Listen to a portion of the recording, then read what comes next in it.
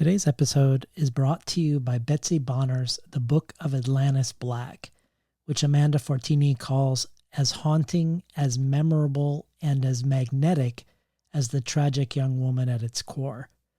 The book is both memoir and true crime account, the story of Bonner's search for her sister Atlantis, and the unraveling of the mysterious final months before Atlantis' disappearance, alleged overdose, and death.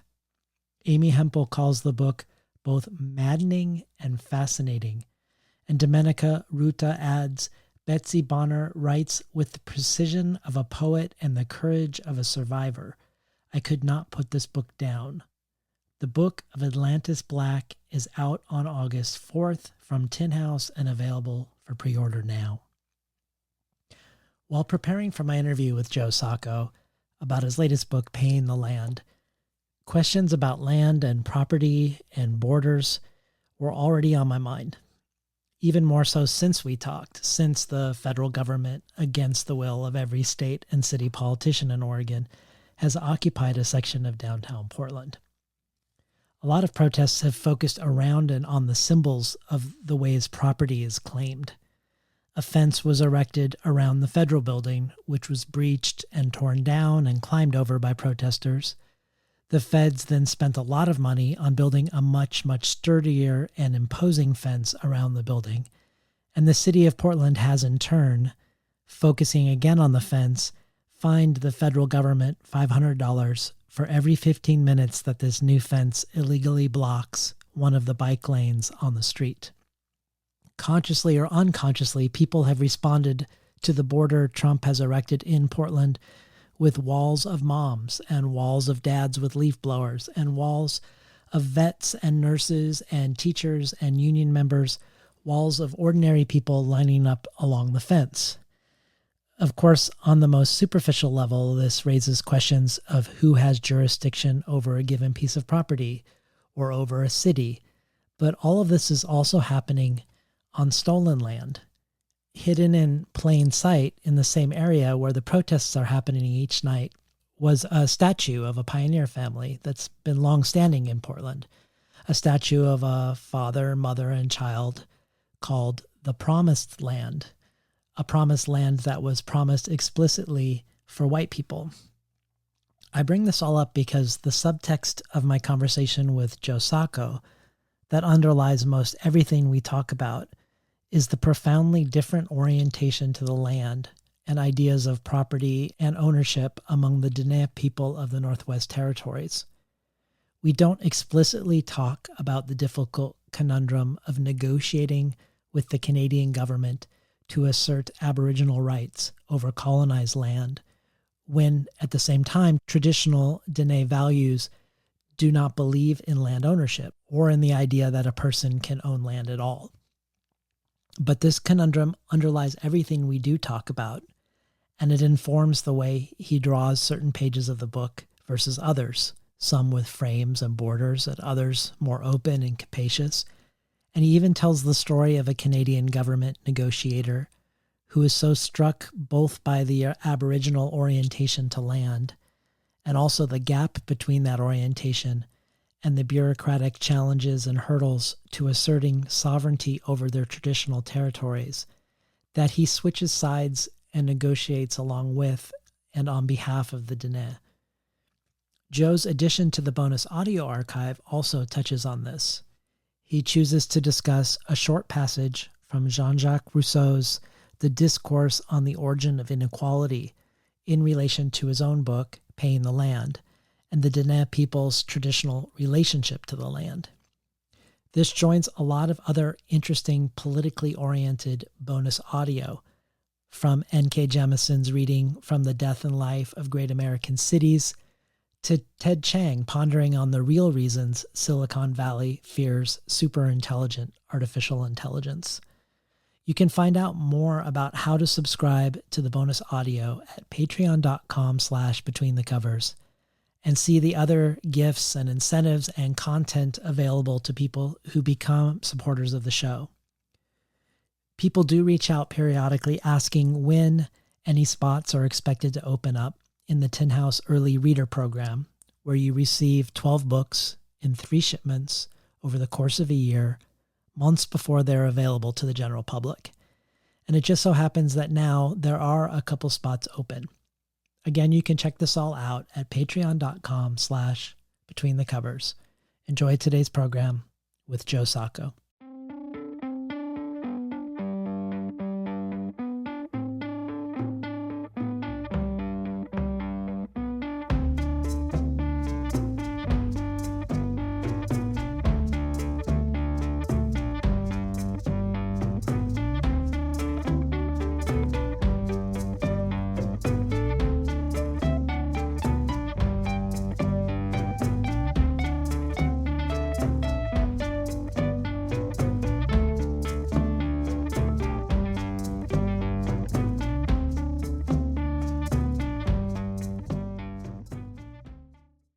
Good morning and welcome to Between the Covers. I'm David Naiman, your host. Today's guest, Joe Sacco, is one of the world's great contemporary cartoonists and widely considered the creator of war reportage comics journalism. Joe Sacco was born in Malta, raised in Australia, and earned a degree in journalism from the University of Oregon. He is probably best known for his book Palestine, which won the American Book Award, and which Edward Said described by saying, "With the exception of 1 or 2 novelists and poets, no one has ever rendered this terrible state of affairs better than Joe Sacco." His book, Safe Area Gorazde, about the Bosnian War, centered around a small Muslim enclave in the city of Gorazde, won Joe Sacco the Eisner Award for Best Original Graphic Novel, was named a New York Times Notable Book of the Year, and Best Comic Book of 2000 by Time Magazine. After its publication, Sacco was named a Guggenheim Fellow, went on to produce The Fixer and War's End, both about the Bosnian War, and Footnotes in Gaza that investigated 2 forgotten massacres of Palestinians in the 1950s, and which won the Rittenhauer Book Prize and the Oregon Book Award. In collaboration with the journalist Chris Hedges, Sacco co-authored Days of Destruction, Days of Revolt, which chronicles poverty in the United States, life in quote-unquote sacrifice zones, places like the coal mines of West Virginia where both natural resources and people are used, abused, and discarded by corporate capital. Sacco also has done many shorter pieces on assignment for places like Harper's Magazine, The Guardian, and the New York Times about the Iraq War, about Chechnyan women in the Chechnyan War, about refugees from Africa trying to reach Malta and other locales in the EU, and the struggles of the Dalits, the caste that used to be pejoratively called the Untouchables, in the province of Uttar Pradesh, India. Many of these shorter pieces are collected in his book Journalism. Joe Sacco also created a wordless 24-foot-long panorama of the first day of the Battle of the Somme, launched on July 1st, 1916, that produced more than 1 million casualties by the end of the offensive. This work became a 16-page accordion fold booklet called The Great War, and was also recreated on the walls of the Paris Metro. Joe Sacco is here today on Between the Covers to talk about his much-anticipated new book, Paying the Land, just out from Metropolitan Books. With starred reviews from Publishers Weekly, Kirkus, and Library Journal, Chris Barsanti for the Star Tribune says, "It has been more than 10 years since Joe Sacco has produced a full-length work. Not to suggest that one of our greatest living graphic journalists should make a habit of taking that much time off, but the wait has been worth it. Paying the Land is an immersive exploration of the Northwest Territories' native Dene people that casts its net across a broad panoply of topics while still hewing to the granular details that make Sacco's work so rewarding." Ida Edamariam for The Guardian adds, "Paying the Land is a powerful piece of work, and in this time of pandemic and race protests, Sacco's concern with the decimation caused by injustice and internalized ideas of inferiority, with how the system is built for capitalism to succeed, not humans, resonates even more than it already would have." Finally, Alice Kelly of the Times Literary Supplement says, "Paying the Land is decidedly not an elegy for a lost culture, but ultimately a tale of colonization and resistance." Welcome to Between the Covers, Joe Sacco. It's a pleasure to be here, David. Well, let's begin with the originating impulse. What was your original interest in centering the indigenous people of the Northwest Territories in this book? And then how did the actual experience of being up north come up against your initial imagination of the project? So initially, I wanted to do a book about climate change, and I wanted to do a book that encompassed a number of different places to see how indigenous people relate to resource extraction, which is always the first point we can say of climate change. It's about resources being extracted and CO2 and all that stuff. Um, I went to the Northwest Territories first because I thought it would be easier than other places to go. It would sort of get me accustomed to talking to Indigenous people and seeing how that was going to work out. And Canada is close. I thought it would be cheaper, which it wasn't. And so I went up there. It was ostensibly for a magazine piece. When I was up there, I saw a lot of things that were quite different from what I thought I was going to see. My perceptions beforehand were changing pretty rapidly when I was there. The main thing I noticed was that it wasn't such a monolithic story. I thought going up there that I would find mostly indigenous people very opposed to resource extraction, and that's not what I found. I found some of that, of course, but I found variations in that theme, or even people who were much more gung ho than I imagined. And so that became a bit more complicated. I also realized that there were a lot of other things going on that had affected the Indigenous people of Canada that had to do with colonialism. And so it became just a bigger project in my mind. And I realized I better just focus on this one place and do it right than spread myself around different continents doing a comparative story, which would be great, but comics take a long time. So I just realized I better concentrate on one area.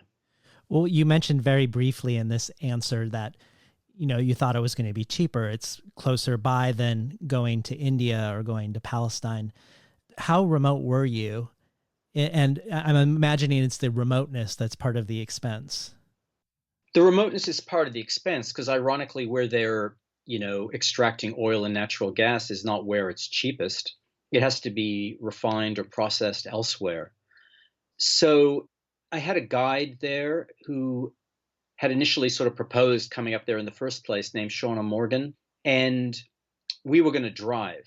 And you drive basically to these remote communities, which are up the Mackenzie River Valley. It's basically subarctic, just below the Arctic Circle. So it's a very long drive, but we wanted to get a sense of the country and the size of it. But it's expensive to drive. It's expensive to stay in these communities. I mean, they have like these containers where you can rent for the night, but they're quite expensive. And just the logistics of the whole thing, it was much more expensive than I thought.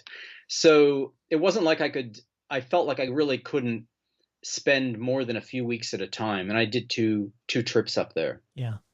Well, I suspect a lot of listeners of the show probably know your work already, but you're also only the second person to come on the show to talk about a quote unquote graphic novel in its 10 years.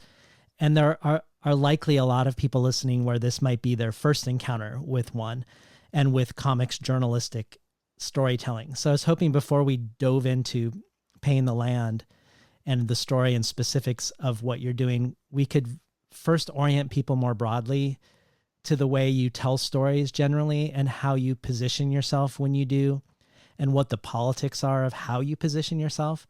And what I mean is, I think of your manifesto at the beginning of your book, Journalism, that really in a lot of ways tries to distinguish yourself from journalism's image of itself in its most traditional sense. So from the idea of a journalist being invisible, objective, and seeking balance, because your work, generally speaking, foregrounds the subjective nature of storytelling or of reportage. And not only has you yourself as a character in it, but also the process of you getting the story, of you learning the story, and how you learn the story becomes part of the story. So I was hoping maybe you could talk a little bit more about the ethics or the aesthetics or the politics of making these choices for you before we talk about how you position yourself and how you tell the story of Paying the Land? I studied journalism at the University of Oregon, and my first desire was to become a hard news reporter. I never really thought of drawing or comics in terms of a career. That was just something I'd been doing since I was a kid. It was important to me. It was more than just a hobby, but I never really came up with a way that that could be a viable uh, means of living. So it was hard news that I wanted to do, and that didn't work out. When I got out of the university, it didn't work out. So I had to find something else uh, to make ends meet. And eventually, I fell back on drawing, and I started to do comics. My first comics were pretty satirical and all that, but at some point, I wanted to actually see a place and go and do sort of a travelogue. But when I was there, and the first place I went to was the Middle East. It was the Palestinian territories, and this was in the early 1990s. The journalistic training really kicked in, and so more than a travelogue, it became a journalistic inquiry. So I was interviewing people, trying to get quotes right, trying to fill in the picture to make a sort of a good study of what I was seeing and the people I was talking to. Comics sort of developed for me journalistically quite organically without really overthinking it or coming up with a theory beforehand. And the thing that I realized in just the natural, organic way I was doing the stories was I was drawing myself into the picture because my encounters with people seemed really important. How they were responding to me, the outsider coming in asking these questions. It could show people being hospitable, show the tensions I had sometimes with people. It was sort of a natural outgrowth of some of the earlier um, stories I was doing about my own life, just to draw myself as a figure. I began to realize that that was actually an important component of what I was doing because it was showing me as an outsider in a community. In other words, in journalistic training, the way I was taught was that the journalist stays out of the story, is kind of the fly on the wall, doing this reporting. I soon realized that you're not really an all-knowing, all-seeing demigod that really understands the situation completely well. You're learning as you're there, and you're having encounters that color the stories you're getting and that maybe tell you something about the societies you're placing yourself in. So drawing myself in the picture became sort of a signal to the reader that this was a very subjective experience, that I was stepping away from the objective journalism that I'd been taught. And that's sort of followed through with all my work. I'm always a character. You can always judge my work as something that is done by an imperfect being trying to get information, learning as he goes along. One of the things I noticed about you as a character in this book versus the others is that you seem like a smaller and a quieter presence. And it made me wonder if there were ways this project differed than others that resulted in this. If maybe collaborating with or interacting with the Dene people differed from talking to Palestinians or Bosnians in a way that reflected the way you ended up portraying yourself. Well, I think you're right. I try to think of myself in a different way just because I was talking to indigenous people, and I wanted to be careful how I was talking to indigenous people. Um, there's so much politics around talking to indigenous people, so I'm very aware of the moment in a way. I wanted to I It was clear that I wasn't really a part of this story, and I really, as much as possible, I wanted things in the people's words. Um, of course, I'm showing my interactions with people. Sometimes we're going on little adventures and all that, but I didn't really need to hold the story together as a character, as I did, let's say, in the Palestinian book, the first book I did, which is a series of episodes that were linked by my character. I found I was doing some of my stories a bit differently. I was told, when you're speaking to elders, indigenous elders, don't interrupt. And it became something that helped. I noticed in interviews I've done in other situations, I have a tendency to interrupt, to talk over someone's answer. You see your faults in a way when you actually really try harder to listen. And so that was quite a bit different for me, was to let people's answers unfold without me trying to corral them into a point I was thinking they were going to make. So in that sense, there was some differences. Well, And in that way, I think it was actually a good experience for me, because I learned to sort of accommodate myself with the way people have meet and talk and reciprocate when they're dealing with each other. yeah. Well, in one interview, you said that you had to make sure in some of these more remote communities that they understood what you were going to do with the information. Some of the communities didn't have as much exposure, or had little exposure to quote unquote Western media. I'd be curious about the process of how you oriented them to the project, and then how much or how little distrust or wariness you encountered given the history, not just of cultural genocide, but also of cultural appropriation and extraction. When you're speaking to elders there, as I said, you're sort of on listening mode. And I think especially when people first meet you, they're not really expecting that sort of, some people aren't expecting that sort of transactional thing, that here's a journalist, he's getting information. They sort of want to get to know you. I would sort of introduce myself as someone who was going to do a journalistic project, and I would ask, can I take notes? And the answer was no. Can I record? The answer was no.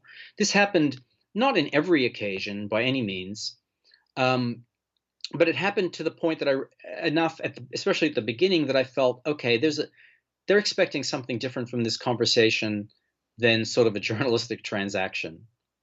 And I had to accommodate myself to that. But it was difficult, because then what I would do is reconstruct a conversation that night, for example, and then bring it back somehow and say, we talked about all these things. Would you be comfortable with me putting these things in it? And are these your words? And they would sort of accommodate me with that. They would say, no, that's not exactly what I meant. And they would give me sort of quotes, if you know what I mean. Yeah. But in other cases, I realized that it's just sort of an awareness when people are telling you something very personal about some spiritual value.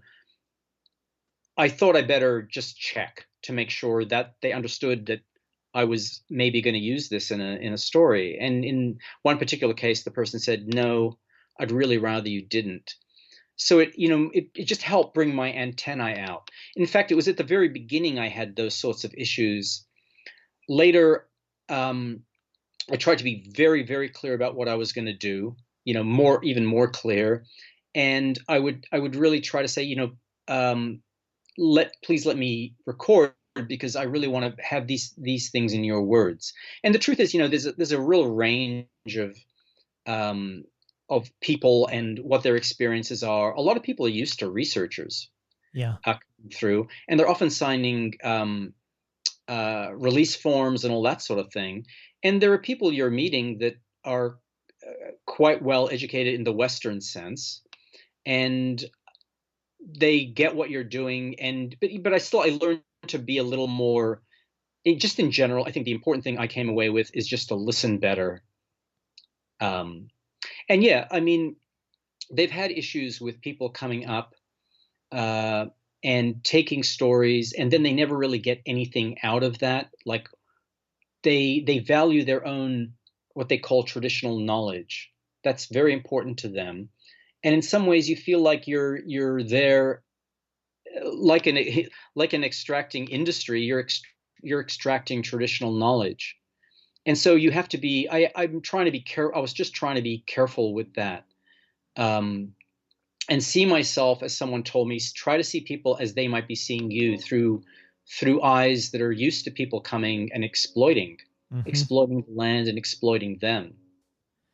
Well, when I was interviewing Molly Crabapple, she was talking about the ways drawings versus photographs gave access. So, for instance, when she was covering the trials in Guantanamo, photographers weren't allowed to take pictures, but she was allowed to draw everything except for the faces, I think. And so perhaps because of an unexamined bias that drawings are perhaps less serious or less threatening or less accurate than photos, she was not only able to get around censorship in going to the Guantanamo trials, but also to show censorship, to show a blanked out face or a blacked out face, to show what she's not allowed to draw as a presence in the actual drawing. And obviously you're able to go places with your drawings that you couldn't literally go, say an Israeli jail cell with a Palestinian in a jail cell, using first person accounts and your own imagination that a photographer couldn't do. But I wondered also if drawing provided you a way to establish rapport in real time, if there's something less threatening and invasive than taking a photograph, which feels like, I wonder if like taking a photograph it feels more like taking, and if drawing something feels like producing. I don't know if I'm making sense, but I wondered if there was some way in which the mode itself was a way to create trust. I'm not entirely sure, but the second trip to the Northwest Territories, I was able to show photocopies of something I produced for a magazine about the first trip. And that was really useful, to have something to show people and say, this is the sort of work I'm doing. See, I'm showing your lives in this way. That was helpful. That's been helpful to me before, even in the Palestinian territories, when I was able to bring the first book I did about the Palestinians to show them when I was researching the second book. People sort of see pictures and they get that right away. They get what you're trying to do, and maybe they even begin to understand better your questions that are sometimes asking a lot of visual detail, and so they're able to work with you more on the interview, if you know what I mean. Mm-hmm. And that has been useful. It's usually when you show people images of their own lives where a bell is struck for them, and they go, okay, I know what you're doing. I see what you're doing. I see value in this project. I was, you say you can take people into places you haven't seen, and that's true. In this particular project, the stuff I was most worried about getting wrong was when people described life in the bush. And so that involved a lot of visual research in archives to see how people lived in the bush 50 years ago, almost 100 years ago. And so I took a lot from that. And I ended up sending that first chapter, which is very much about life in the bush, to some indigenous people, including the main character in that the only character really in that story, Paul Andrew in Yellowknife. He managed to see it and sort of give me a thumbs up or thumbs down. Yeah. And fortunately, it was a thumbs up. And so that matters a lot to me too, is to get that affirmation, especially about something like that, where there's a lot of details about tents, about dog sleds, and about just life in general. I wanted to get the tone right, not just how things looked and how things were tied up or how fish were gutted, but I wanted to get sort of the tone right. And he seemed to like it. And so that is always really important to me, to have that kind of validation.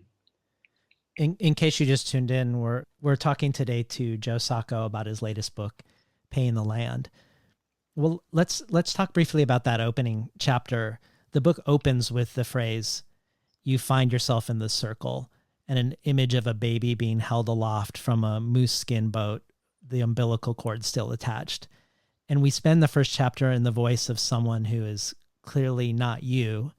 Later, we learn it's Paul Andrew, who you just mentioned, remembering his childhood days living on the land in a largely traditional way. There are tents and guns and stoves and twice a year trips into town, but otherwise there feels like there's this cohesive circular sense of identity and reciprocity with the land.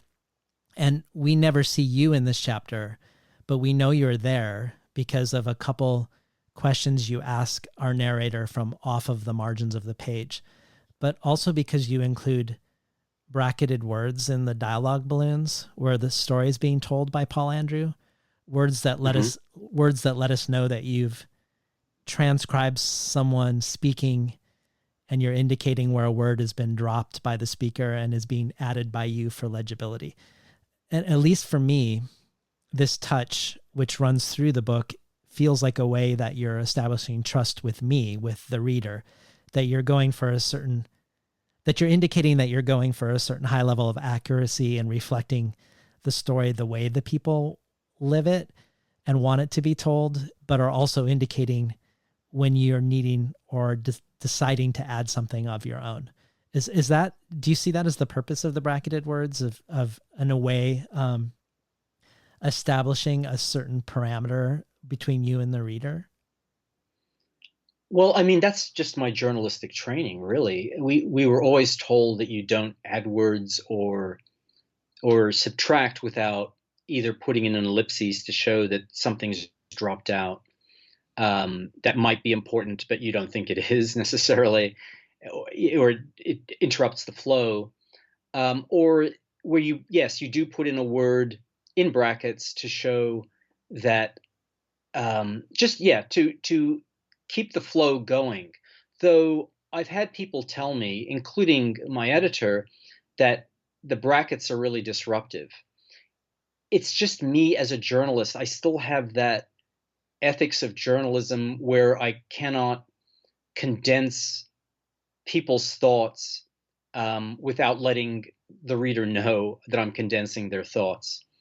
So I had a lot more brackets in the book, and the biggest editing I had to do at the very end of this process, and editing I had to do directly on the original art because I don't even know how to use Photoshop, I have to say, was my editor thought there were too many brackets and it was interrupting the flow itself.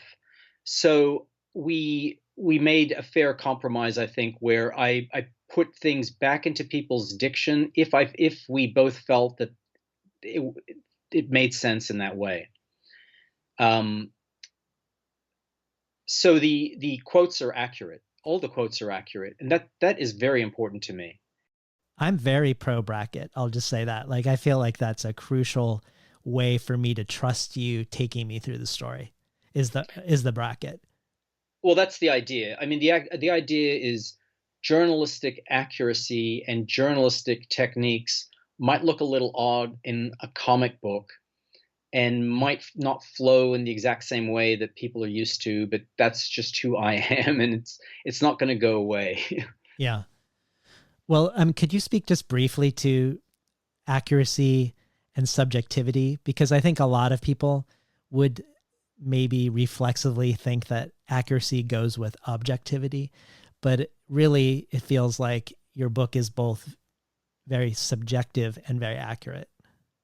I think journalistic objectivity, as it was taught to me in journalism school, is really an impossibility, and it's not something that should be strived for, because I think it often leads you into fooling yourself that you're doing a service to the subject.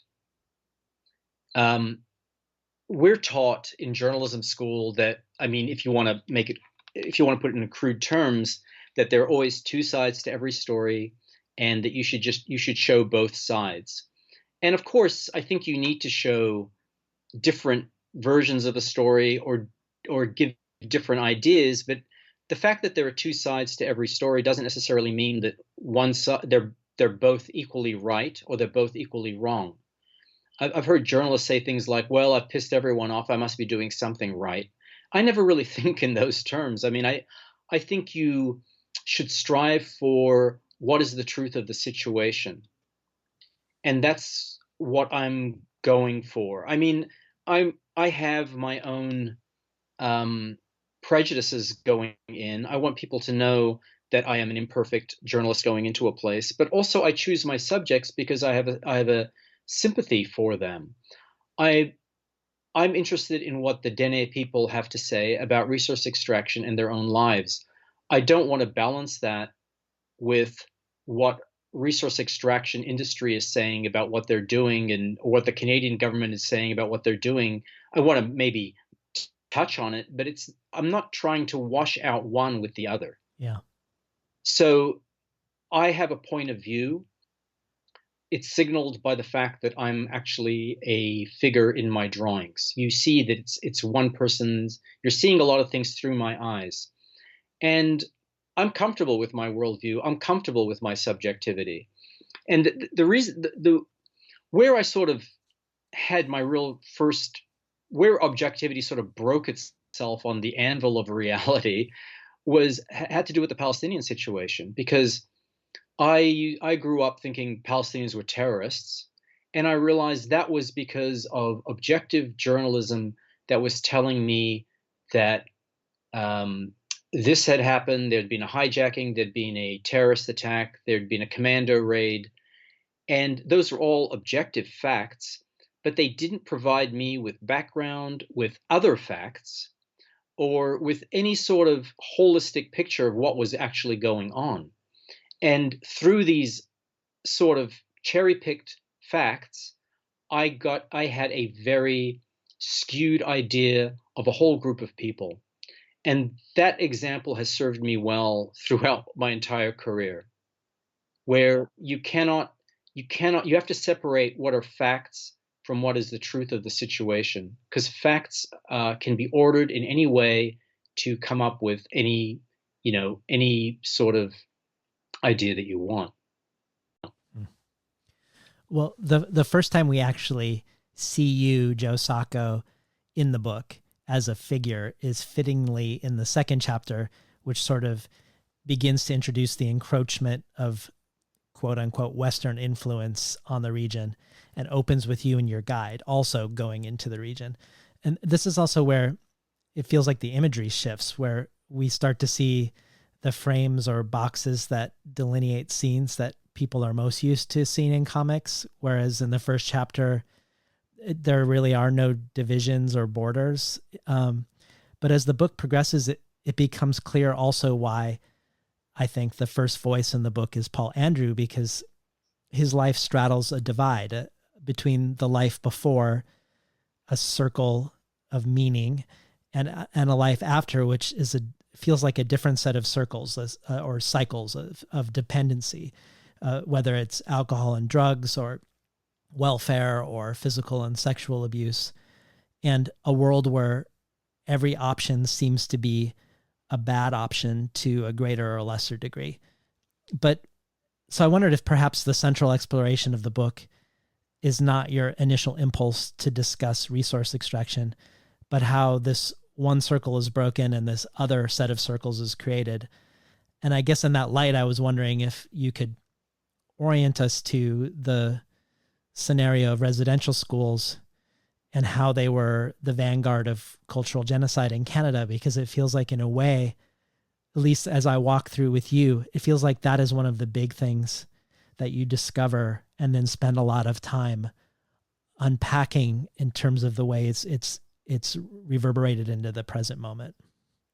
Well, that's what I meant when I said that I went up to do a book about resource extraction, and pretty soon it became a book about a lot of other things. But definitely, the residential schools is something I'd read about beforehand, but it's only really when I was there that it became really how it became very clear to me that this wasn't just something that had happened to the Dene people or the Indigenous people of Canada.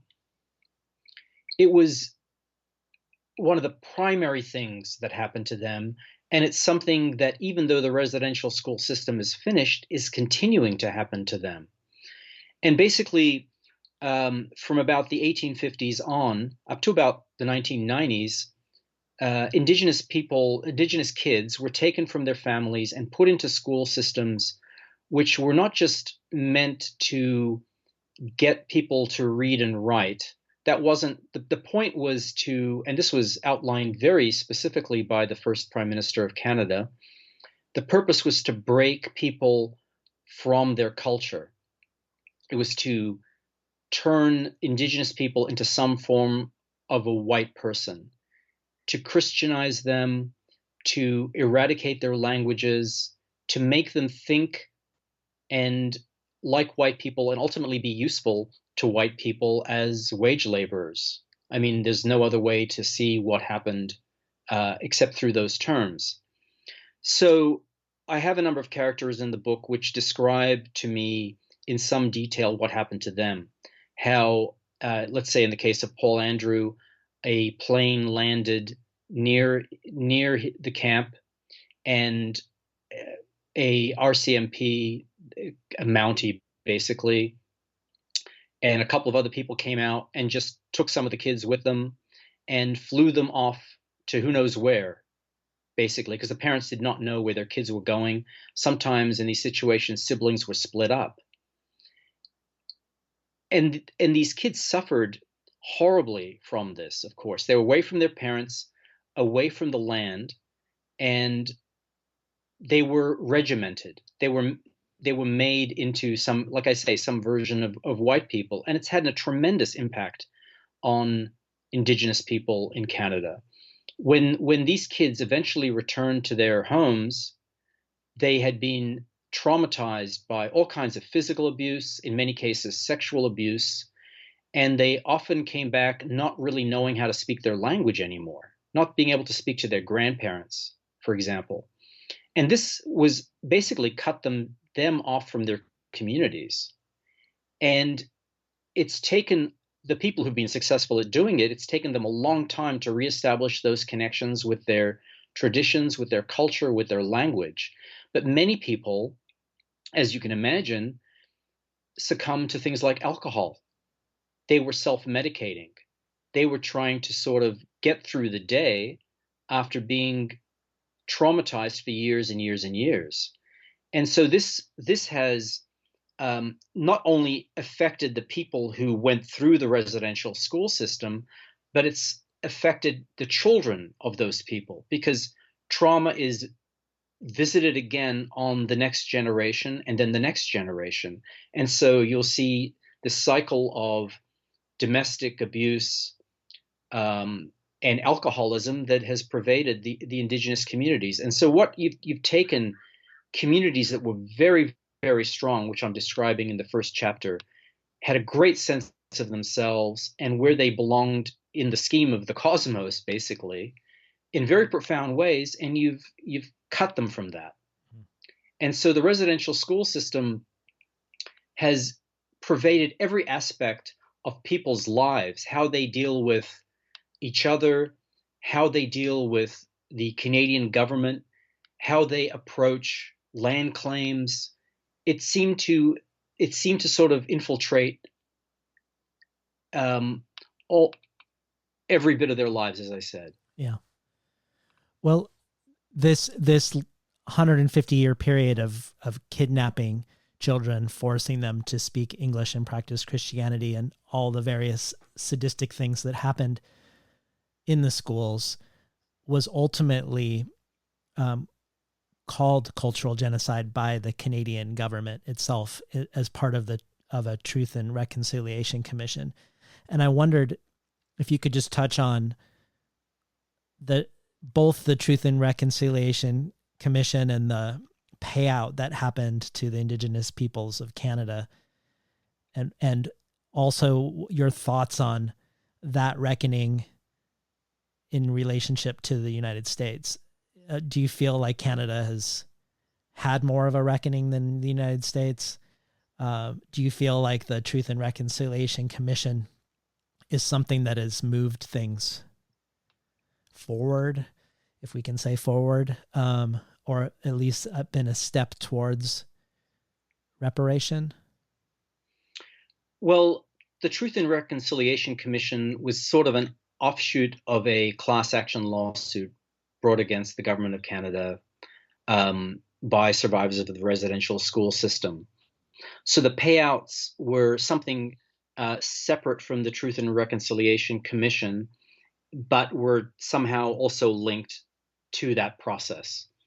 So the problem with the payouts, as was described to me by William Greenland, who works with Indigenous people on domestic abuse issues, is that a lot of people who testified before the Truth and Reconciliation Commission were redredging a lot of very terrible traumas, and they were giving testimony. In doing so, a lot of things that they had been trying to suppress with alcohol were coming back up. When they got payouts, he told me some of them had a lot of money suddenly and basically just drank themselves to death. So there's that aspect of it. The Truth and Reconciliation Commission, I think, rightfully said that cultural genocide had been perpetrated on the Indigenous peoples of Canada.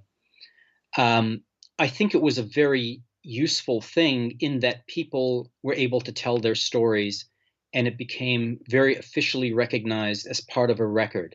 And I think the Canadian government squirmed hearing those words by this independent commission, eventually has apologized. I think all those things are to the good. Obviously, in the United States, there's been no reckoning that I can see with what happened to Indigenous peoples here. So what they did in Canada is for the good, but is it, there's an Indigenous intellectual named Leanne Simpson, and she makes a point that whatever the Truth and Reconciliation did that was good in getting Canada to look at what had happened during the residential school period, it's also an official thing. Does it really, does everything sort of stop? Is everything sort of tied with a bow once this commission announces, okay, it's cultural genocide? Actually, the effects of the residential school system will continue, probably for generations. And so it's still unwinding. Like colonialism itself, it's still unwinding. Yeah. It seems like a lot of communities, especially when there's a scarcity of representation, are wary of having their, let's say, quote unquote, dirty laundry aired to the world publicly. Like if there's a scarcity of representation of a group, often they just want to have their best face put forth to the public. And I wondered about, in this project, I mean, we do see, you do frame it really well. I mean, you do frame that all of the things that are going on now, drinking to extended blackouts and premature death, astronomical suicide rates, sexual abuse within the community that is 5 times the national average, is all coming from this protracted trauma and from the residential schools, and this complete and intended breakdown of intergenerational knowledge. But I did still wonder if there were parts of the community you encountered that didn't want these things, these struggles that are going on within the community now to come out. Because it's one of the great things about the book is you have so many people who are speaking by name. Like we get to know people first and last name. Obviously they're willful participants, but you go to some very fraught and dark places with them around recovery and around reclamation of traditional skills, around bringing back language, but also around abuse that has been suffered or abuse that has been passed on from generation to another. Were there any sense of people you encountered that wanted to close ranks around that, the way you might see in so many other communities when you don't see a lot of people of that community in literature?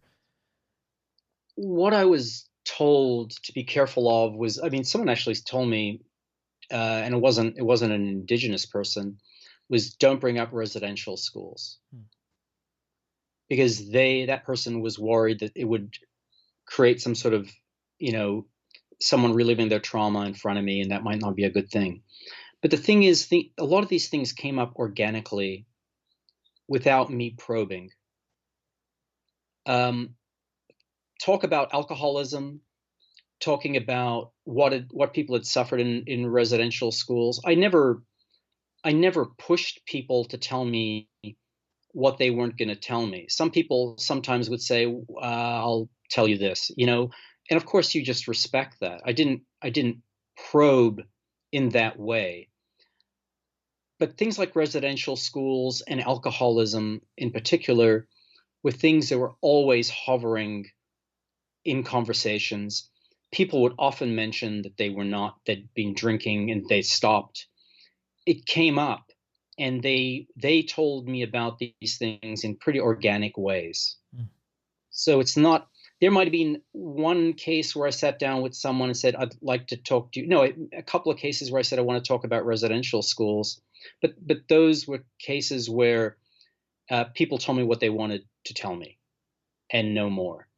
Alcoholism came up quite a bit. People are very aware that it's a problem in the Northwest Territories. It's no secret, in other words. I only obviously put in what people told me and what they seemed to be comfortable telling me at the time. The important thing for me, because if you see the structure of the book, I start talking about the problems before I really get into the reason why. I don't talk about what happened, the cruelties and the trauma of the residential schools, until I've already let people know that there's a big problem with alcohol, and the community seem somehow adrift from all the things that had made them so strong before. It's important to show the context of these traumas and to really point the finger where it should be pointed. Because to me, when I see, or when people tell me about the alcoholism and other problems within the communities, it's about colonialism. I mean, to me, I see colonialism when people talk to me about alcoholism. There are things that did not exist before contact, and certainly did not exist before the residential school system made people into, basically tried to misshape people. So what's important to me is to put it in the context and to show what the sort of damage colonialism can bring upon a people. In case you just tuned in, we're talking today to Joe Sacco about his latest book, Paying the Land. Well, let's pivot to resource extraction itself, the thing that originally brought you to this project. A desire both to do something on climate change, but obliquely, but also to do something that wasn't about war. In your manifesto at the beginning of journalism, one of the things you reject is the notion of fair and balanced, which you've talked a little bit about already today. And you quote the British journalist Robert Fisk, who said, "Reporters should be neutral and unbiased on the side of those who suffer." And to me, that seems clear in your work as an ethos, whether it be Bosnian Muslims or Palestinians or African migrants. You aren't on the side of the Israelis and the Palestinians, but on the side of the dispossessed, even as you try to portray the complex reasons and realities and contradictory narratives. But without knowing much, one might imagine that Fisk's motto could also apply here, that you're on the side of the Dene against the forces of resource extraction. But as you've alluded to, the situation that you encounter is really different. You're clearly on the side of these indigenous communities, but it feels like to be on their side is to show a full spectrum of their relationship to resource extraction, which isn't usually one of clear opposition. So I was hoping maybe you could talk to us about in more detail about what you discovered with regards to indigenous relationships to resource extraction in the Northwest Territories, and then how you go about, as you did with alcoholism, for instance, contextualizing this extremely complex relationship that's happening now? I think the relationship that indigenous people have in the Northwest Territories to resource extraction is related to what happened to them as colonialized people. They were basically forced off the land. If people didn't want to send their kids to residential schools, the only alternative was to have a school built in your community and move into the community. So people stopped living off the land. So what you have then is the vast majority of people in the communities I went to, the only jobs that are available, the people are being turned into wage laborers, basically. They used to survive off the land. Now they're wage laborers. So the only jobs available are the extraction jobs. Those are the only real jobs available that actually pay relatively well. There are government sector jobs, and there's welfare. Those are the alternatives. So people's relationship with resource extraction is quite realistic. For those people who their only employment is out in the oil and gas fields, they want those jobs. So they are much more interested in having the jobs and maybe trying to figure out a way that the impacts can be mitigated. I never met any indigenous person who didn't sort of qualify what they were telling me about resource extraction by saying, we have to take care of the land first. That's the most important thing. All of them said that. But then within that, some people were just opposed to it because they didn't like the idea of chemicals being injected into the land for fracking. And, where are those chemicals going to come up and what are those chemicals? And other people just thinking, we need jobs here. How else are we going to survive? They see the old ways are just no longer practicable. People have lost a lot of their bush skills. So there's a lot of there was one community I was in Toledo where there's quite a range of ideas about what resource extraction meant. And it wasn't just about the land, it's also what it means to a community. When you build a road to a community and make it very accessible so that resources can be extracted around it, if you're bringing in workers who aren't indigenous, you're bringing in trouble, you're bringing in alcohol, you're bringing in all kinds of things, you're raising the prices of, in the hotels, the places that are being rented. There are issues that come with accepting resource extraction. So some people are opposed to that, and some people are opposed to just what the extraction is doing to the land. But like I say, it wasn't monolithic. There are a lot of people on different sides of that issue. There is also something that I've seen too, is sometimes between communities there can be problems. In the south of the Northwest Territories, I looked at two communities. One of them called Trout Lake at the time. Now it's called Sambake, if I'm pronouncing that right. I hope I am. And the other one is Fort Liard. And they're both sitting on a substantial amount of natural gas. One community is very cautious about what that might mean to it if they open up for development. And the other community has been much more gung-ho under the chief they had at the time. So you'll find there are conflicts that develop between indigenous communities because if the boundary between those communities hasn't been settled, then it's going to be an issue. Right. So there were a lot more things going on when you're talking about resource extraction. It has to do with what people think about the land, what they think about development coming in, and then it has to do with, well, where's our boundary? Well, it made me think of situations also that seemed similar in the United States, and some of the research that I had done for preparation with different indigenous poets who've come on the show, discovering that the relationship between the Navajo and coal mining, and that the Navajo have the third largest coal mining business in the United States. And, there are people, obviously we know of the people indigenous people blocking the pipelines, but also the indigenous people working on the pipelines. But also where you and I live, Joe, there are many tribal nations that are involved in timber and timber harvest. And they say something similar to what you heard over and over again in the Northwest Territories. It's better to control resource extraction than to have it control us.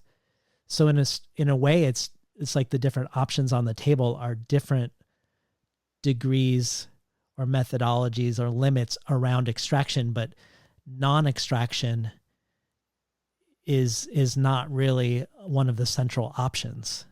I'd say most people, even those who were quite felt themselves quite close to the land and to their traditions, didn't foreclose the idea entirely, resource extraction. But I did meet people who would like to get away from it, totally. I think for me, the surprise was I thought there'd be much more opposition than I found. But then when you see the economic realities of the place and what are, like you say, what are the options? I mean, welfare, is that an option? Maybe you could say it helps people and all that, but it creates a cycle of dependency Right. that might not be healthy for people who were very strong in and of themselves beforehand. And government jobs, okay, that's one thing, but that's also a system that is quite bloated. And I mean, as they say in the Northwest Territories, we're the most governed people on earth. They have so many systems of overlapping government structures. There are so many government workers there. I won't say that's a form of welfare, but in some ways it begins to seem like it. Well, I did appreciate how we see this full spectrum. Like I'm thinking of Daryl Beaulieu. Oh yeah, right. Who's very pro fracking, and he's pro the idea that the community will succeed by creating more jobs, bringing more work to a community that has astronomical unemployment. And he says also, I think correctly, that the Dene are conflicted about resource extraction, but so is the world. And then he says to us, if you don't feel comfortable with extraction, stop using your car and your iPhone. But then there are people like Amos Scott, who's a younger generation, one that is trying to reconnect what has been lost culturally, who also says that even if the Dene do everything right by the land, even if they right themselves to the land, reestablishing a true reciprocity with the land, this notion of paying the land, where the caribou would be healthy again, where the Dene people consider themselves the caribou people, there would still be climate change because of what's going on everywhere else. And it would still affect them more than most people, which he said with a lot of obviously justified anger. I don't know. It feels like getting this full spectrum in a weird way. Amos Scott and Daryl, even though they have extremely different responses, one super pro industry and one reconnecting to lost traditional skills, they seem like they share, or at least partially share, the same analysis of the way they're trapped in this cycle.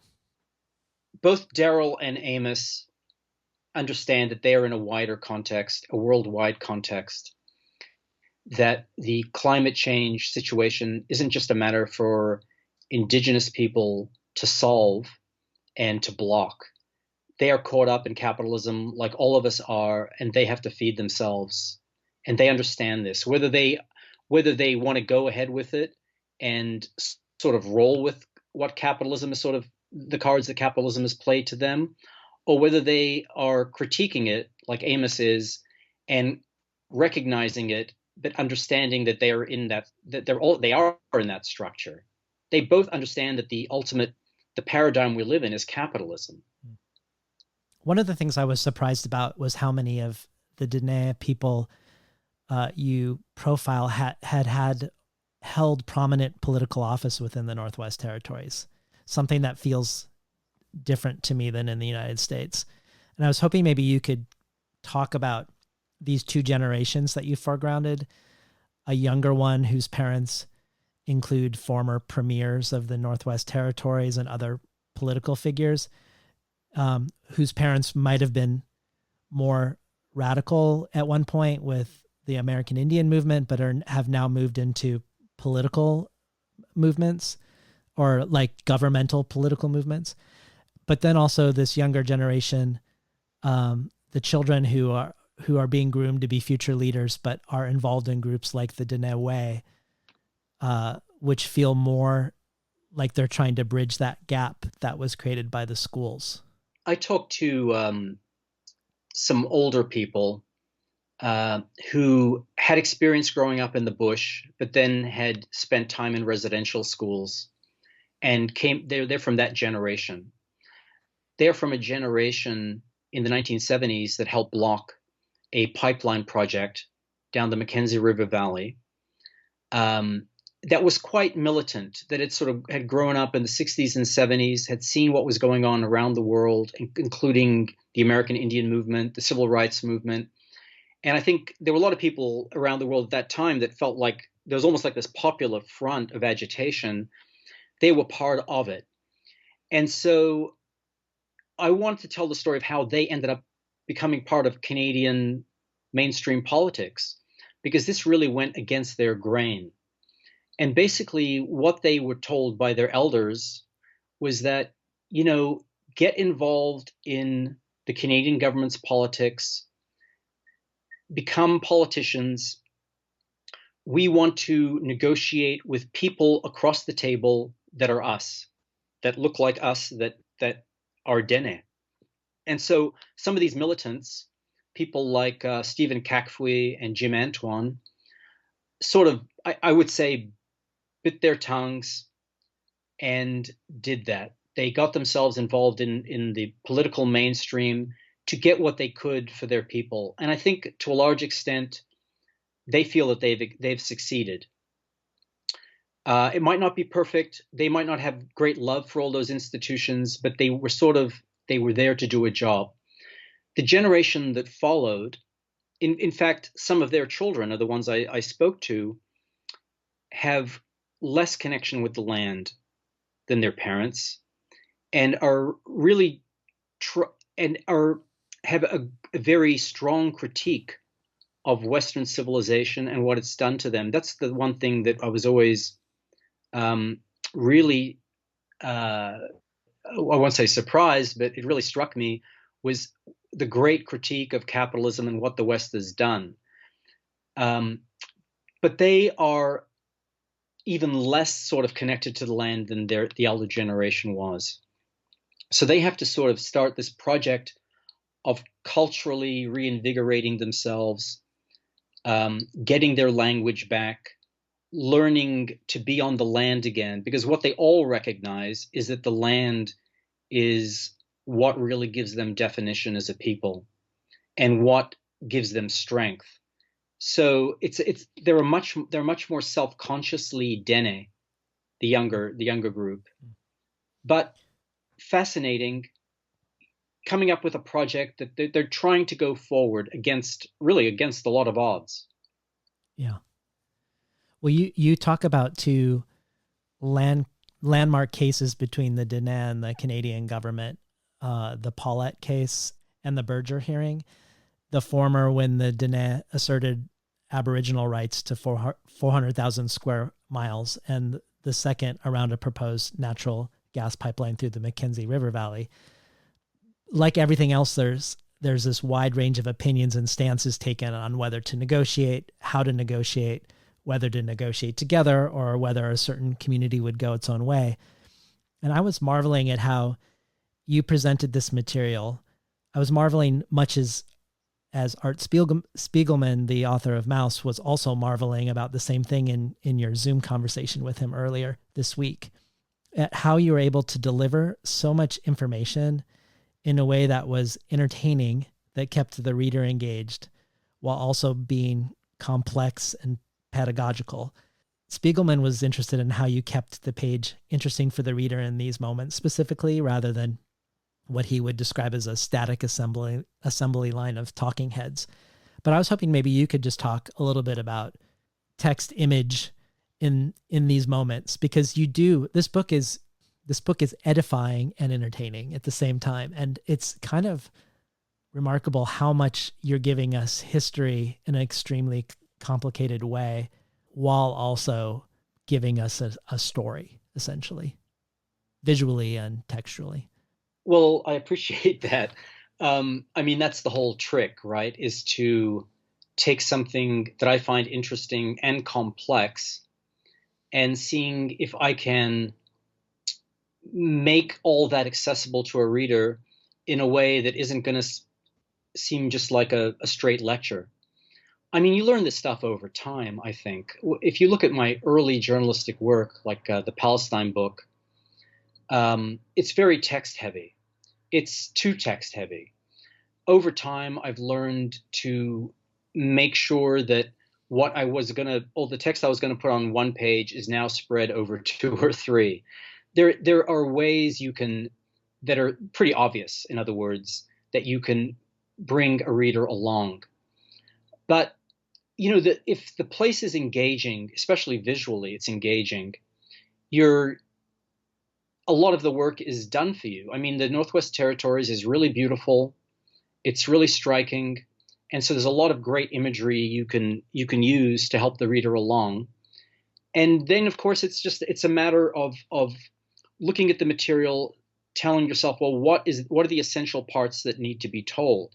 And of course, that takes a considerable amount of time, organization, and sort of reading things through over and over again, to make sure you're not tripping up with little details. I mean, the details can be important, but often too many things can get in the way. I try as much as possible to let characters tell these really complex stories. That was kind of the trick with this story. Rather than just sort of being the voice of wisdom, recounting all this information, I let people who were actually intimately involved in the negotiations explain why they made the decisions they made. And I think that's how I decided to carry the story. And they told the stories as they wanted to tell them. Perhaps you could say imperfectly. They might have left a couple of things out. And obviously it was their subjective take on these political processes. But I think it's much more important to mix up or to show the relationship between human actors and the historical, what happens historically, because it's humans who make history. And so I was kind of lucky to be able to speak to a lot of these people who could tell me what had happened. Right around that time when you're talking with Spiegelman about this, he brought up some of your influences, for instance, the Flemish painter Bruegel, but you also brought up some literary influences. You brought up Celine and also poetry in a general sense. And I was hoping you could talk a little bit about those influences or other influences that are potentially literary influences that affect the way you're placing or text in relationship to each other and also text in relationship to image. Ferdinand Celine was one of those writers whom I read when I was in my 20s. And I was so struck by the rhythm of his work. You have to get the right translation, of course, but he would have these phrases that were just really powerful and punchy and separated by ellipses. And often these phrases were just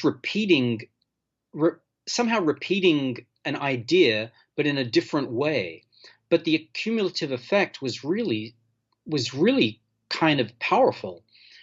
And I was interested in how can I transport that kind of punchy staccato rhythm into comics.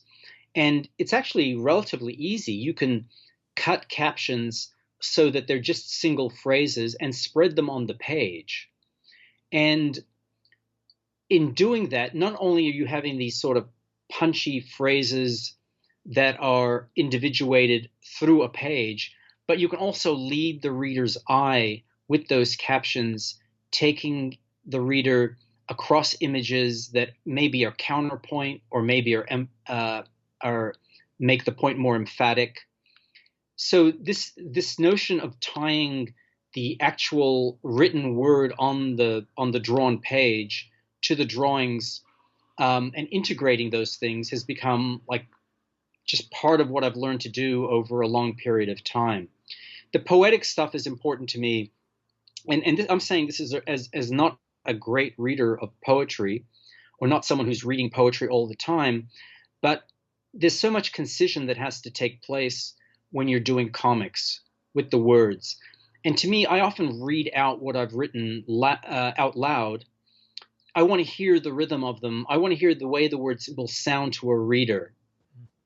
And in that way, I sort of relate it to poetry, where the way words sound together really matters to me a lot. I'm often really teasing those things out.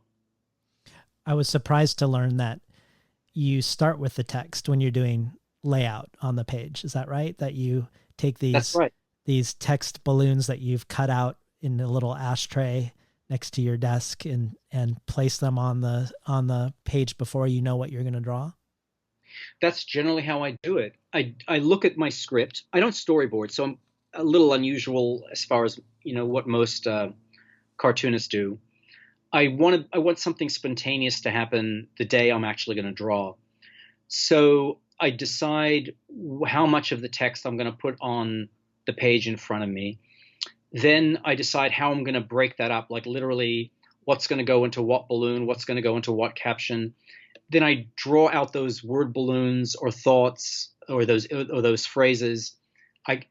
On a piece of paper, I cut them out, and then I place them on a page, and I place them in a way that immediately I think, okay, the page can flow in this way, because I'm always thinking of leading the reader's eye.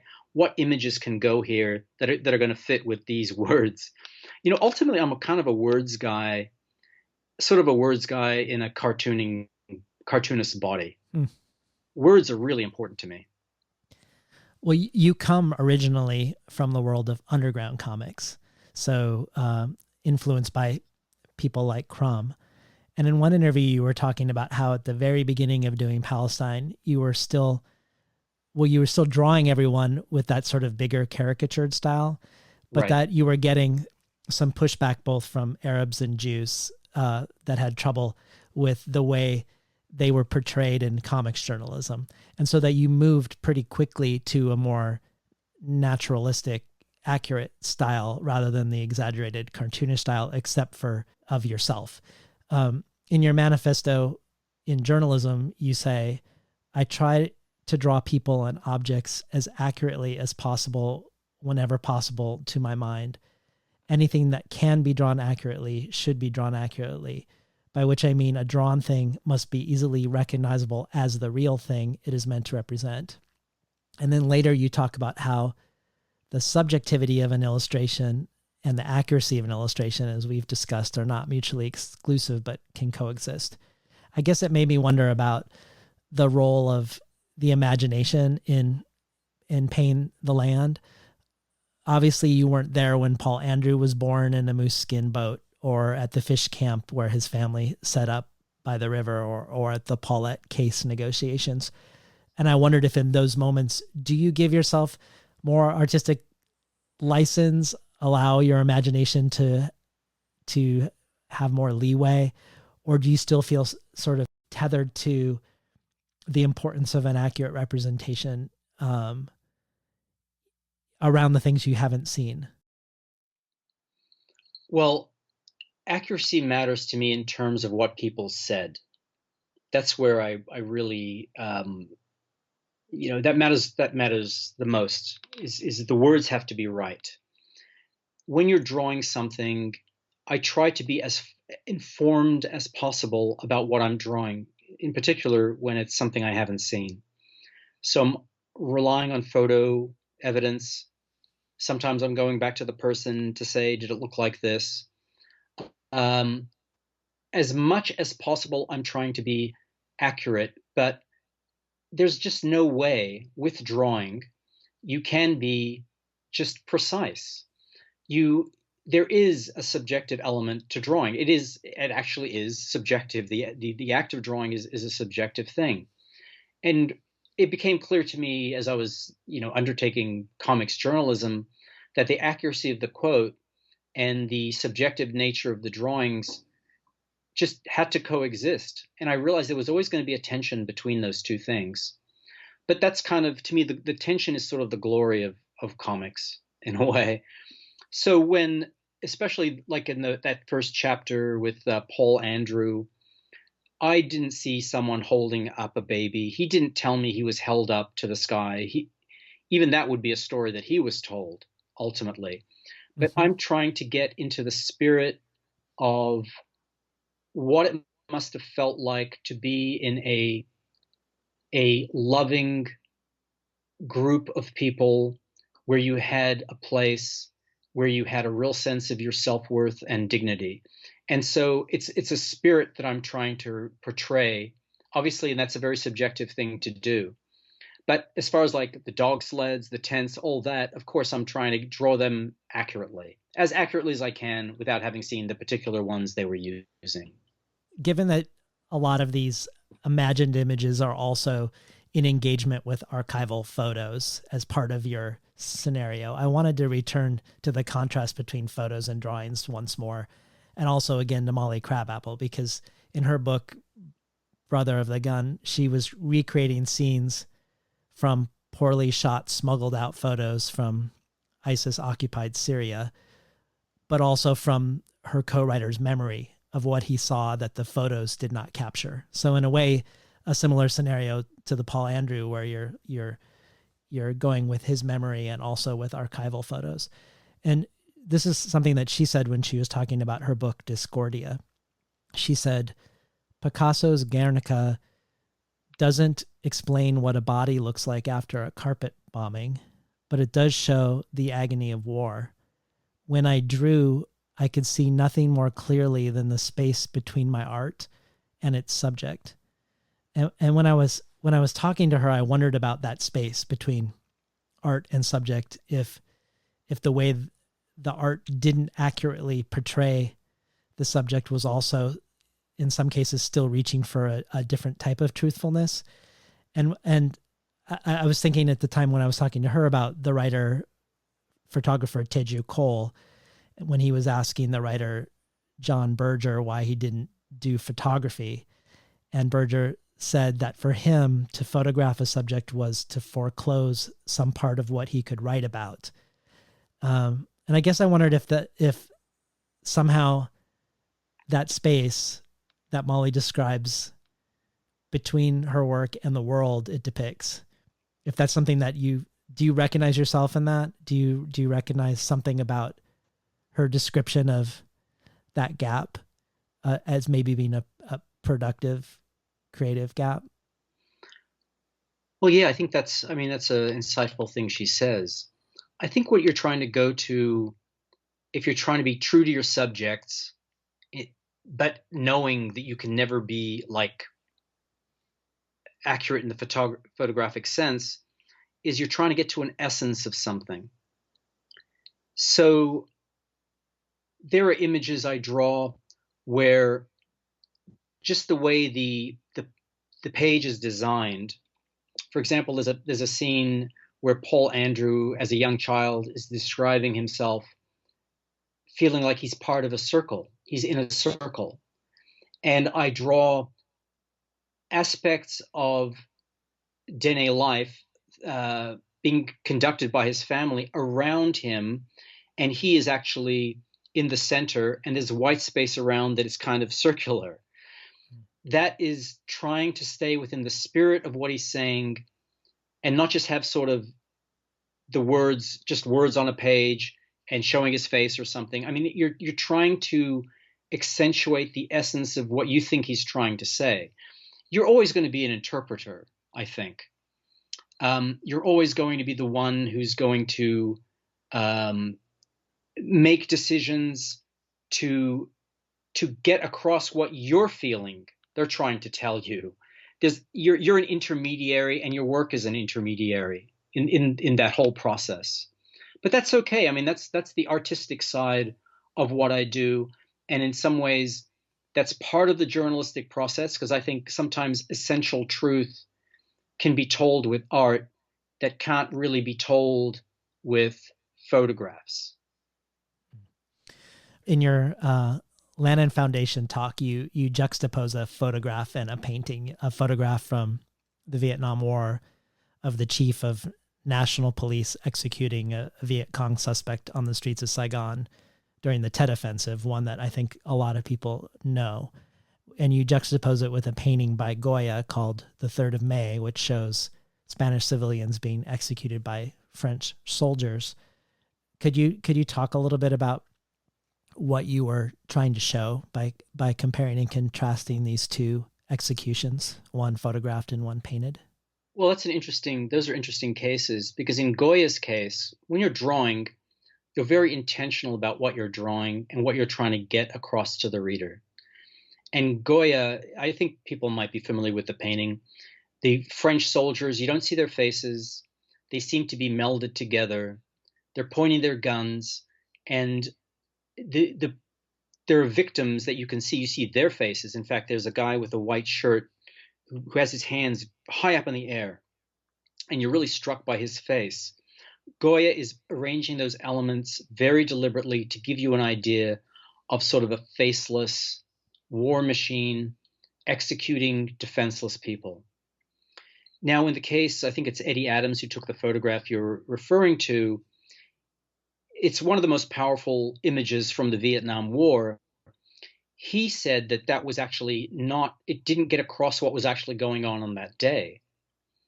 Apparently, that Viet Cong suspect or other Viet Cong had executed some people in the place, in that place, and this thing was done out of sort of a hot-blooded anger. And Eddie Adams liked that general, had spent some time with him, and really thought he was a good man, and later even apologized to that general for the way that picture portrayed and basically, ruined his life. So his intent was, the photograph had its own intent.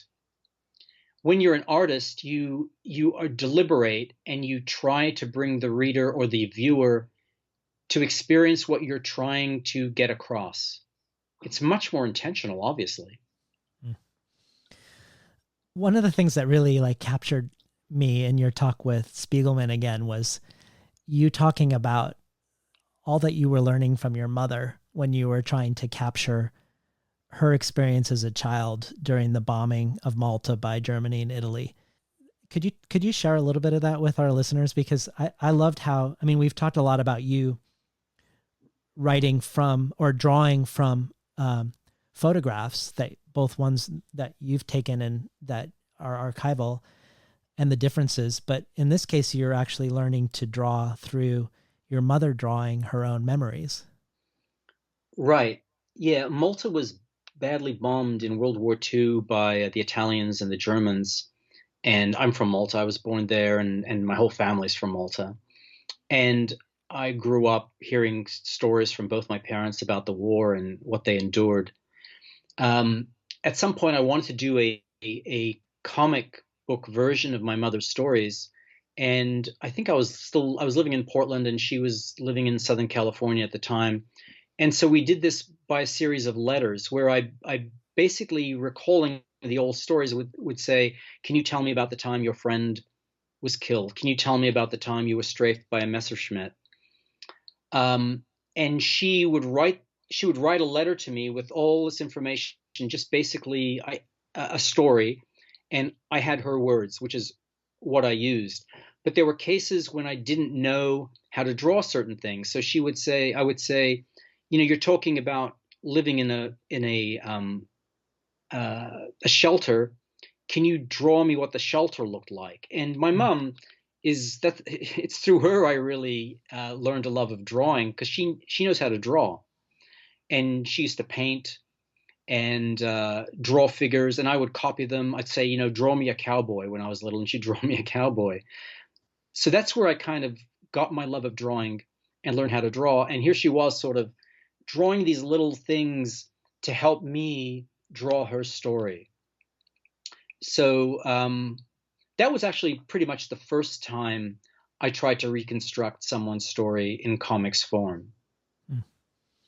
Have you, returning back to Paying the Land, is it too early for you to know how it's being received up north? Like, have there been reviews in Yellowknife's main newspaper or elsewhere, or have you heard anything from some of the people you encountered?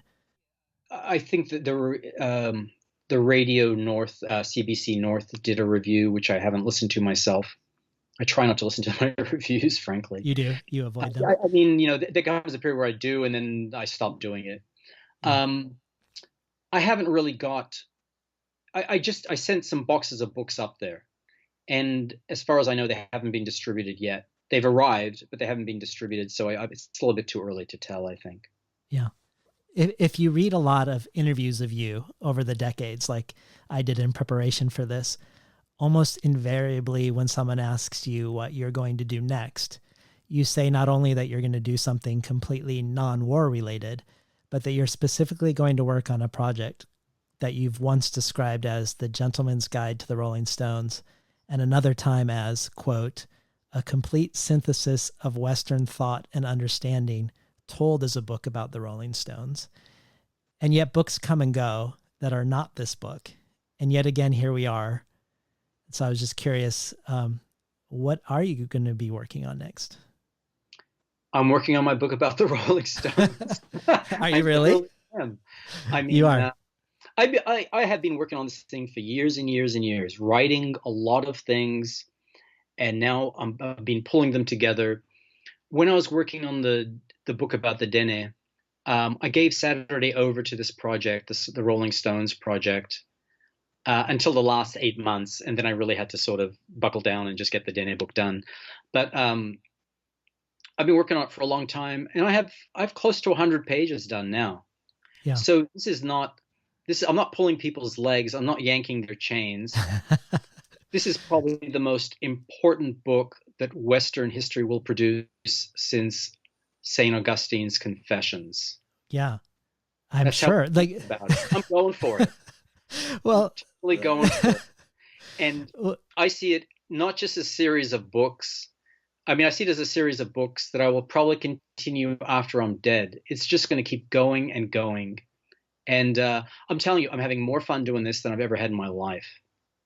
Well, on that fun aspect, when you were talking with Spiegelman again, you were mentioning how it's way easier and more natural for you to write in the Crumb-like style, in the style of your book Bump, for instance, that it doesn't come as naturally for you to write naturalistically and accurately. Is that part of the appeal of going back to what I'm imagining is going back to the style you were doing when you were designing album covers or touring with rock bands with the Rolling Stones project? Well, definitely. I mean, I can't say about the writing, but the art itself, the way I've been drawing my journalistic work has always been really difficult for me. I sweat every drawing. There's a trick cartoonists know to do, and that's to hold their art up to a mirror. And when you see the reverse image, you can see all the things that are wrong with it. I'm constantly doing that and constantly having to redraw arms, hands, faces, everything. Huh. It doesn't come easily to me to draw representationally. It just seems to be what needs to be done if I'm going to try to do journalism in comics form.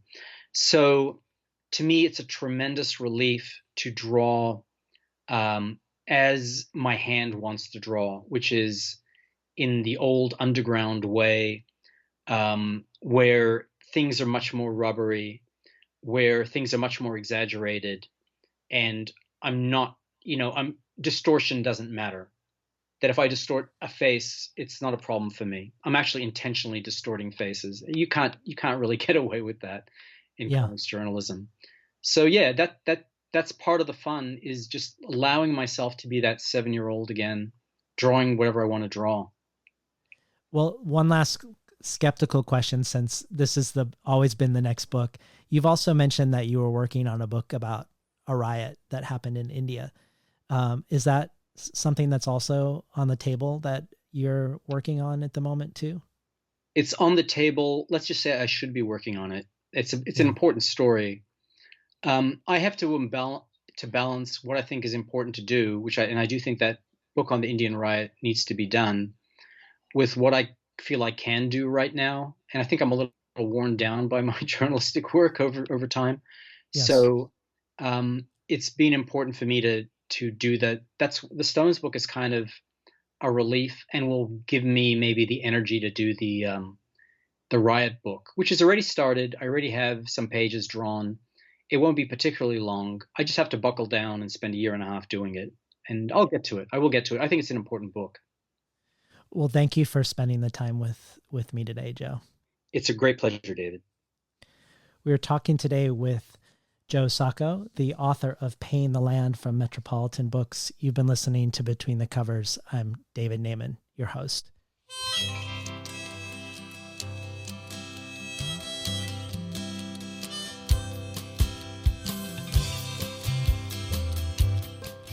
Today's program was not recorded at the studios of KBOO, but at the volunteer-powered, non-commercial, listener-sponsored, full-strength, makeshift home office of me, David Naiman. If you like what you've heard and are interested in supporting the show, you can find out about the benefits of becoming a listener supporter at patreon.com/betweenthecovers. From bonus audio like Joe Sacco reading and discussing Jean-Jacques Rousseau, or Richard Powers reading W.S. Merwin, or Therese Marie Myatt reading her essay Native Women Brilliance, to emails full of further resources to explore with each episode, to signed copies of Ursula K. Le Guin Conversations on Writing, to becoming an early reader for Tin House, receiving 12 advance copies of upcoming Tin House books months before they are available to the general public. Again, this and much more can be found at patreon.com/betweenthecovers. Or, for those where it makes more sense to make a one-time contribution to this endeavor, you can do so at tinhouse.com/support. I'd like to thank the Tin House team who help make the show run as smoothly as it does. Elizabeth DeMeo and Elisa Ogie in the book division, Jacob Valla and Jeremy Cruz in the art department, Yashwina Cantor in publicity, and Lance Cleland, the director of the Summer and Winter Tin House Writers Workshops. Finally, I'd like to thank Imre Lodbrog and Barbara Browning for creating the outro. Their album, Imre Lodbrog and Sapatita Mi, can be found on iTunes, and Barbara Browning's trove of ukulele covers can be found at soundcloud.com/Barbara Browning.